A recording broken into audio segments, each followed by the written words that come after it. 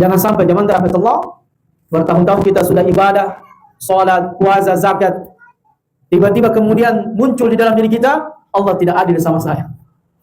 Kenapa saya melarat? Kenapa saya begini? Kenapa saya begitu? Subhanallah ikhwan. Tidakkah kita mendengarkan hadis Nabi SAW yang dimana Allah Subhanahu Wa Taala katakan, ada di antara hambaku, aku lapangkan rezekinya, dan tidaklah saya lapangkan rezekinya kecuali dia bertambah baik. Dan ada di antara hambaku, saya sempitkan rezekinya, karena kalau saya lapangkan rezekinya berbahaya untuk agamanya. Mungkin boleh jadi kalau kita jadi orang kaya, Pak, tidak duduk di majelis ilmu di sini. Mungkin kita kalau jadi orang kaya ada di Jalan Nusantara. Mungkin kalau kita jadi orang kaya, Pak, kita sombong, angkuh, takabbur. Mungkin kita kalau jadi orang kaya, Pak, tidak jadi orang soleh seperti ini. Boleh jadi apa yang kau benci itu baik untukmu, kata Allah. Dan boleh jadi sesuatu yang kau senangi itu buruk untukmu. Saya punya teman, Pak, baru-baru tadi kita adakan ruqyah di rumahnya.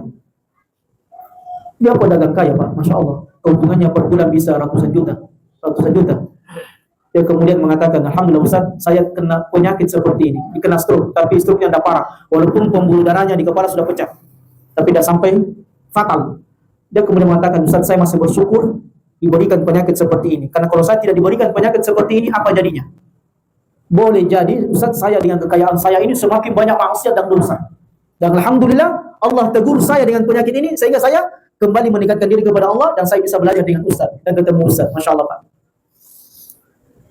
Takdir Allah selalu indah bagi hamba-hambanya. Ini harus kita tanamkan, Pak. Sama mungkin akhwatnya, para ibu-ibu, mungkin kita menggerutu dengan suami kita, dari sedikitnya uang belanja. Itu Bu, kalau banyak uangnya suami kita, boleh jadi dia menikah lagi. Bapak ya? Karena bapak itu di kepalanya mau menikah lagi. Jadi banyak bersyukur, jangan rahmatullah. Alhamdulillah ada rezeki cukup, beli beras, beli popok, beli susu untuk anak kita, alhamdulillah. Disyukuri.